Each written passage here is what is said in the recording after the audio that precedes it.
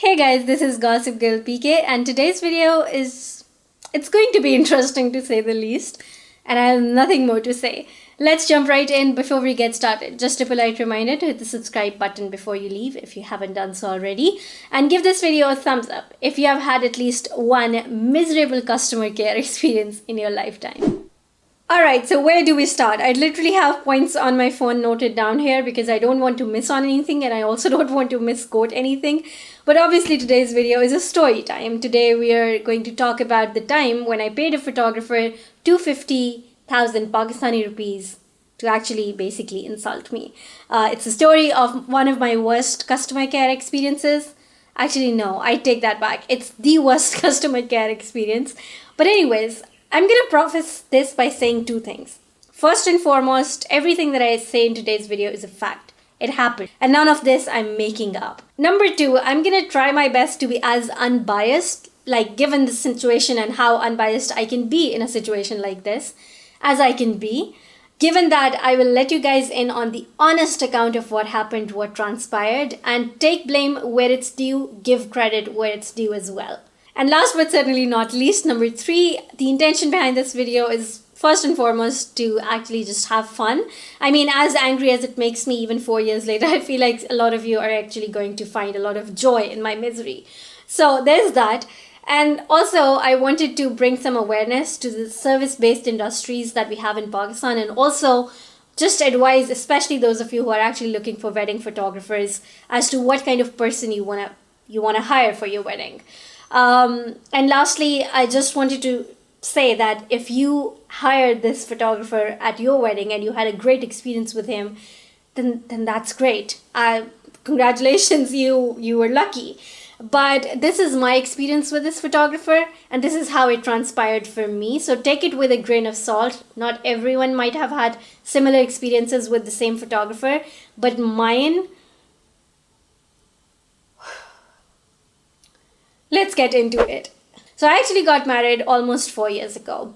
At the time that I got married, I had already been nikahified for 2 years. And now let me just take a moment for my Western audience here to explain what a nikah is. Now, the closest thing that I can think of from your culture to a nikah is actually an engagement. But it's not really an engagement. It's actually the wedding. It's the wedding in the eye of the law, in the eye of religion, in the eye of society.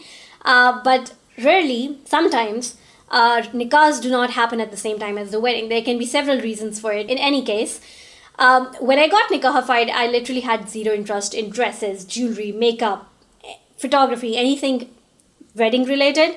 But after I got engaged or nikahified, dozens of my friends, classmates, cousins started getting married. And so I started observing these weddings a little more closely, and I started making a mental list of things to do and not to do on my wedding. So in a few months, I had a very clear image of what I wanted my wedding to look like, especially my photo shoots. I had a very clear vision from them. And so I had 3 distinct themes for 3 different wedding days. And I had props prepared for them. I had poses shortlisted and decided. I had done a lot of homework on my photo shoots because that is the part of my wedding I was most excited about. For my mehndi, I wanted something fun, colorful, outdoor, just something that would really portray the friendship that I have with my husband. For my barat, I wanted something extremely traditional, extremely decent, royal, Eastern, very traditional. So for my barat, I didn't want very intimate poses with my husband. For the 3rd day, for my walima, I actually wanted something romantic and Western. So that was my impression of what my photo shoots would look like. And that is how I chose on my photographers. So for my mehndi, I actually hired Zahra Mudassir Photography. I leave her link in the description box below. She has a Facebook page. And she is the most amazing photographer that I have ever worked with. She's extremely professional. She'll do what you'll ask her to do. She has studied photography in the US for 3 or 4 years. She knows what she's doing. I don't think there's anyone out there in Pakistan who knows it as well as she does and who is as underrated as she is. So I definitely think you guys should check her out because she's going to make you feel comfortable on your wedding day, and she's going to make your wedding photo shoots so memorable. Like some of my favorite memories from my wedding are my photo shoots with Zahra. So I hired Zahra to actually do my bridal shower. to capture moments from my mayo and shoot the official bride and groom shoot for my mehndi. Then I had another photographer who was kind of like a side thing. He was not my major photographer, but I got my makeup done at Mariam Khwaja Salon. And at the time, I don't know if they still have it, but at this time they had a partnership with Irfan Hassan, who was again all the rage at the time. I don't know if he still is, but I mean, I don't keep track on him anymore because I got married. Once you get married, you move on and you don't care about this stuff anymore. It's in the past. So I don't know. I'm sure he's still one of the biggest photographers or the biggest photographer in Pakistan.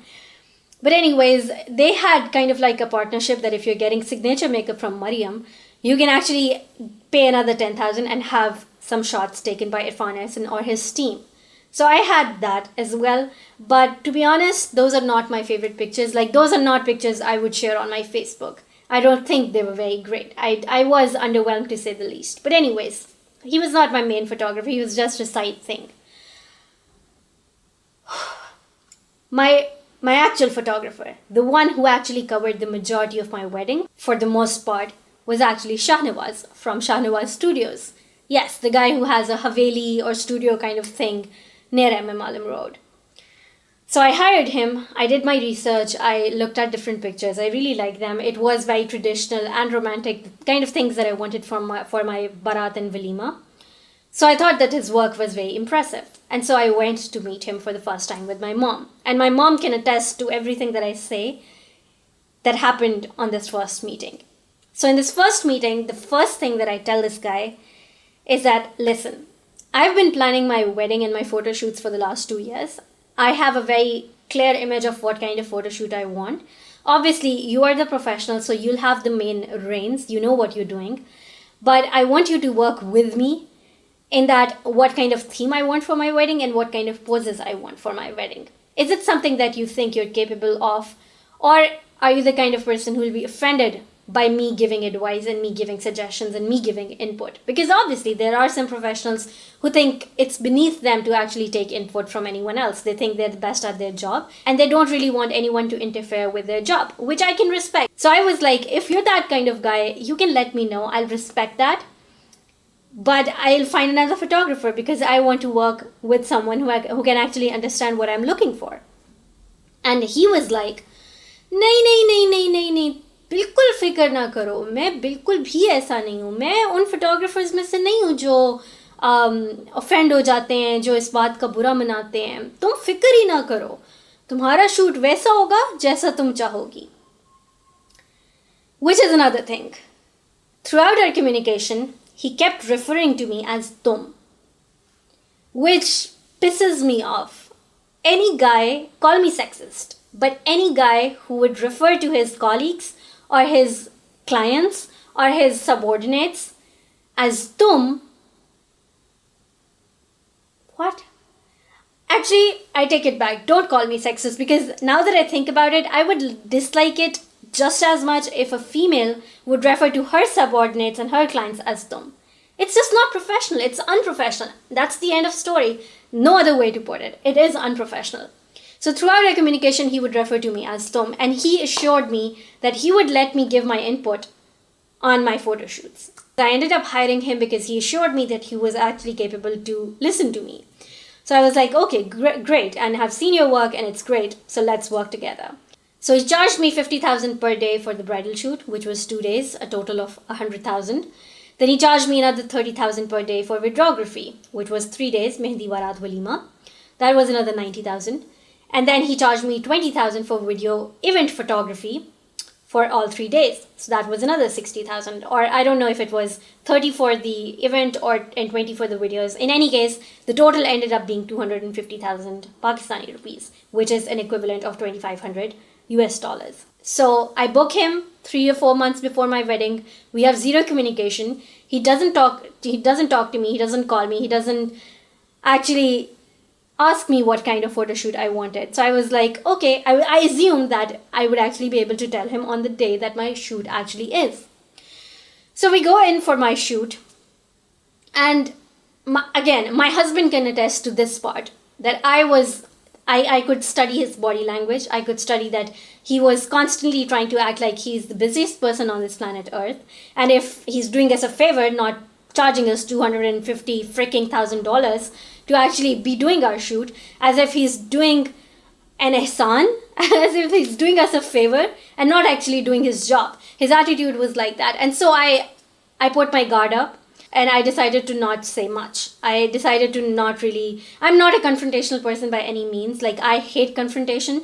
So he was already acting super busy, super like he was doing us a favor, that kind of attitude. So I didn't want to like get him to like be rude to me, if that makes any sense. So I didn't say much. I was like, okay, it's going well. It is traditional. It's not really over the top. So it's all right. It's what I wanted. If I have to say something, I will. Over time, I started noticing that he literally did not take a single picture of my husband.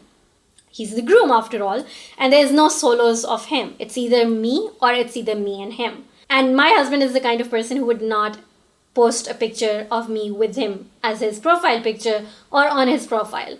So I was like, he should have solos. Obviously, he is the groom after all. He should have solos. So I decided to mention that, but then I saw him taking a picture of my husband in a very random background, all by himself, and I was like, okay, he's taking solos. And then again, I kept my quiet. Also, not only was he constantly acting like he was the busiest man on this planet, and again, like he was doing us a favor and not doing a job, he was also constantly being very weird towards my husband. Now, there's my husband who is experiencing this, and there's Shahnawaz who is actually saying those things. And as a third person, I was reading both of them. And I don't know if this is going to make any sense, but there are some things in life, there are some things that people do that when you're interacting with them, only you can tell. Other people, when you tell that story, other people cannot really see it. But when you are in that situation, you can actually see it. And if not then I think in retrospect today, I can actually see what was going on there. So he constantly wanted to kind of like undermine my husband by saying things that would indirectly mean that even though you are a doctor, I make more money than you, I have more contacts than you. He kept saying weird things to my husband, things like, भाई आप relax करें, आप इतने uptight क्यों हैं? ठीक है, हम doctor नहीं हैं, but हम भी अपने profession में बड़े तेज हैं, something like that. Then during the shoot, he asked my husband, what post are you on? And my husband goes on to tell him that he's a regional coordinator for such and such region in such and such health program. And in response to that, he says, DG Health ko jante hain aap? And my husband's like, no. And he goes like, he's my brother. So in retrospect, I feel like I have a feeling that he is the kind of person who kind of feels a little insecure, because he definitely has a name to himself. He definitely is experienced with photography and he has built a brand around it. But he's probably insecure about not being educated enough. I don't know what his education is, but that is the kind of vibe that I get as I look back at this conversation and the things that he was constantly saying and trying to belittle my husband. Anyways, again, like I said, you have to be there and you have to be in that moment and in that conversation to actually feel that tension. Probably what I'm saying right now doesn't really make that much sense to you. Anyways, so he barely takes one picture of my husband on Bharat, and I feel that and I notice that. So for my walima, I actually decide to give my input. I actually decide to not be a chicken anymore and just tell him what I want. His attitude was a little better on the walima day. So I opened up and I actually started giving him input. But again, my husband can attest to the fact that not that much. I was not being annoying. And then again, on walima, he's not taking any solos of my husband. So that's where I go on and I tell him, Shahnawaz, I wanted a picture of my husband all by himself, a few pictures of him, just him. And he turns back and he looks at me and he says, जी मैं लेने ही लगा था, मुझे भी पता है, अब आप बहुत वैसे annoying हो रही हैं. Excuse me? What? I mean, what? Here is a person who on their first meeting with you told you that they wanted to actually give you input on their photo shoots. This is probably the first or the second time they're speaking up and actually telling you what to do and telling you something that you haven't been doing. What?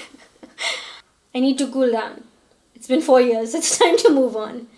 But seriously, it angers me so much to this day. I was super embarrassed, to say the least. And I kept my mouth shut after that. I chickened out once again. I didn't say anything after that as well. So anyways, that's the story of how the photo shoot actually went down. Next day, my husband went to pick soft copies of the pictures to actually select the pictures that we would want in the album. And he once again says to my husband, आप है ना, आपकी personality और तरह की है, आप बात समझ जाते हैं, आपकी बेगम बहुत अनोइंग है.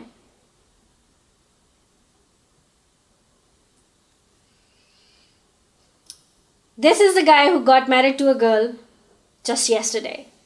And this is what you're saying to him. Where is your professionalism? Where is your etiquette? And you know what? I am a big enough human being to actually accept when I'm being annoying. I can tell when I'm being annoying.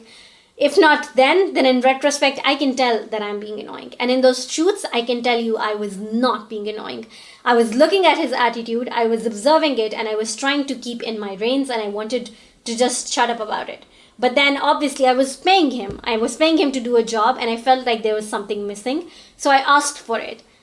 I know for a fact that I was not being annoying on this shoot. He embarrassed me on the shoot, and then he told my husband I was being annoying, which was again extremely disrespectful, extremely unprofessional. So now let's talk about his after-sales services and the quality of his work. So he ended up delaying the delivery of my photo shoots as well as my videos 2 times after the agreed upon date. He insulted me one more time on text, and I wish I had those text messages, but it was 4 years ago and I've changed my phone multiple times since then. But he said something, again, very disrespectful after I asked him when could I get my hands on my pictures. And that's when I decided to actually let him know that he was being disrespectful. So I do remember sending him a text then, and I don't know how that ended. But anyways, but now let's talk about the quality of his work. So if I'm being completely honest, I love my photo shoots. The bridal shoots turned out great. They're amazing. So good that a lot of my friends actually wanted to go and hire him. I stopped them, but they still did. So those pictures were excellent. But now let's talk about the videos and the event pictures.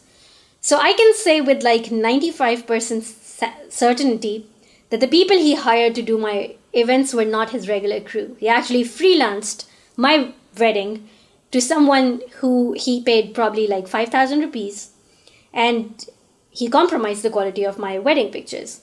Because the event pictures are about relatives, right? And there's not a single picture on my mehendi where you can actually see my relatives. We're sitting on the stage in the center, obviously. We have guests on our left, guests on our right. And the photographer has settings set in a way that he only focuses in the center. So everyone else's faces are actually blurred. They're out of focus. So there's not a single picture from my event photography that's actually worth showing my cousins and my relatives, look, you came to my wedding and this is what you look like. Not one of them. My video, it's all right. It's not wonderful. Having the knowledge that I have on editing today, I feel like it could have been much better if he had actually hired an experienced person with Adobe Premiere or Final Cut Pro who actually worked on those videos. It's not the worst videos I've ever seen, but it's definitely not the best at all.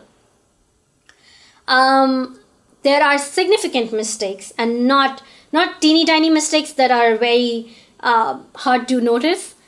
Proper actual mistakes in the video. So the first scene in the video says my name and my husband's name, and I'm not gonna say my husband's name because even though the chances of him Shahnawaz finding this video and this video taking off are very, very slim, I'm still not trying to make it super easy for him to find us, even though, like, hello, I have my face here, so he probably must easily find me, but he'll have to run through pictures and pictures and pictures. So, like I said, I'm not trying to make it super easy for him. But anyways, my husband has a religious name. That's what I can tell you. And we have names in our religion where it's like, let me give you an example. So it's like Abdul Sami, Abdul Wahab, where Abd means slave, and these other names are actually attributes of Allah. So the name actually ends up meaning slave of the ultimately merciful, slave of the one and only. So that is basically the spirit of this name. And it's kind of the name that you will hold a lot of respect for, and you'll be careful with it. But it's the first slide, and they added an A after my husband's name. So let's say his name is Abdul Sami. It says Abdul Sami Ah. If it's Abdul Wahab, it says Abdul Wahab Ah. You get the gist of it. And that's not nice. And that definitely should not be in the video. And it's the first slide. It's the damn first slide. So I'm thinking he did not even proofread the videos. He did not even glance at them, or he would have known, or he would have picked up that mistake. So that is what I have a lot of problem with, because he is charging for his brand name. But at the end of the day, the service that you're getting, the only service of Shahnawaz that you'll be getting is if you go for his shoot, which again, if you have any self-respect, I would say don't. But that's the only Shahnawaz experience you're going to get. Otherwise, you're an ultimate loss if you actually go up and hire him for other services. So anyways, now for a twist, let's look at the other side of things. Was I an annoying bride? Absolutely. Ask my brother. He would love to tell you the story of how he took me to my hall on my Barath. And the thing that I was most upset about after stepping out of the car was that they were not playing the same song that I expected them to in the hall on my arrival. I was pretty insane. And my brother and my sisters and my parents had to put up with that. I was that bride. I definitely was. And they had to put up with it, and they have the right to complain because they were not being paid for it. And they were putting up with me regardless of that. On top of that, I can assure you, my husband can attest to it, that I was not being annoying on that shoot. Like I said, I can accept when I was being annoying. I was definitely being annoying to the people who are near and dear to me. I was not being annoying to this photographer. And even if I was, let's say I was being annoying, he was still my photographer. He was a person who was being paid to do a job. And I am definitely not the person who would ever tell you that just because you pay someone, you own them. You have no idea how many times I've scolded one of my nieces or nephews if they're being disrespectful to the help around our house, or our drivers, or people who are kind of like in the lowest of stratas in the paid part of our society. It scares me. It really frightens me to my core, the idea of being disrespectful and to not consider those people human beings who you are paying. So I'm absolutely not saying that just because you pay someone, you are given the right to disrespect them. But just because you pay someone, you definitely are entitled to a certain amount of respect, to a certain amount of professionalism, especially if you're going to a professional. Now, the reason why I'm making this video, other than it just being a story time and an experience, I also want to make a point where I'm like, don't put up with this stuff.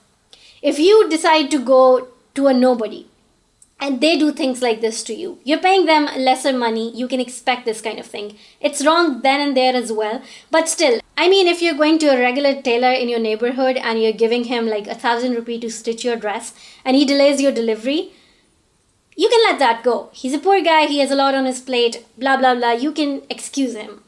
But if you're going to a proper professional, who are some good professional dress designers in Pakistan? I just had a few names in my, like I can picture their faces, but I'm unable to remember the names. Yes, Deepak Parwani, Hassan Shahryar, Zainab Chothani, Sana Safinas. I'm on a roll. Now I'm getting all the names. But anyways, these are some professionals. When you're going to a professional, you should expect professionalism. It's perfectly fine to expect professionalism and to demand it.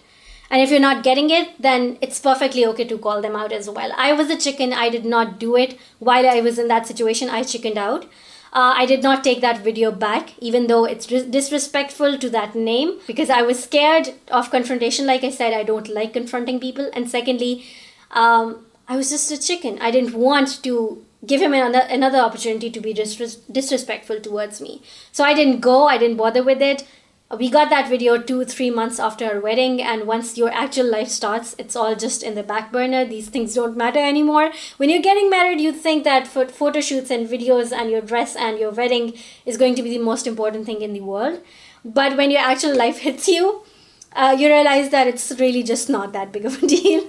So once my life had already started, it had been 2-3 months, I was in my practical life. I didn't go back.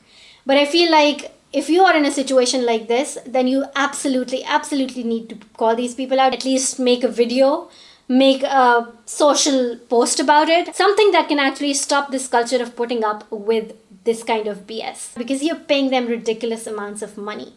Ridiculous amounts of money. 250,000 rupees in Pakistan could get probably 2 poor girls married. So I regret spending that money on a person who did not deserve it. It's a lot of money, and it shouldn't go to a person who doesn't deserve it, who's not ready to put in the work that it actually takes to get there.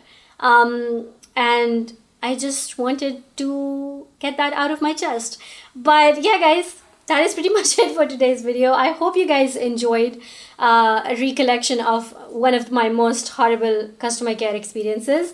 If you enjoyed this video and would want me to do more of them, I mean, I don't really have that many story times. I'm a pretty boring person. But I mean, I'll dig my memory and I'll try to find something else if you actually really enjoy watching this. And if you really enjoyed this video and got something out of it, and you feel like other people can get something out of it as well, then do not forget to share this video on any platform of your choice. Facebook, Twitter, Snapchat, Instagram, wherever you want to share it. I'll be greatly thankful. That would mean a lot to me. And of course, give this video a thumbs up.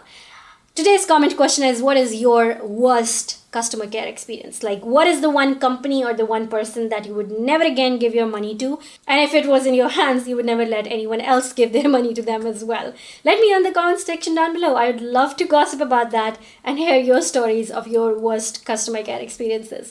But yeah, thank you so much for hanging out with me. Thank you for watching today's video. And I'll see you guys in my next one. Bye.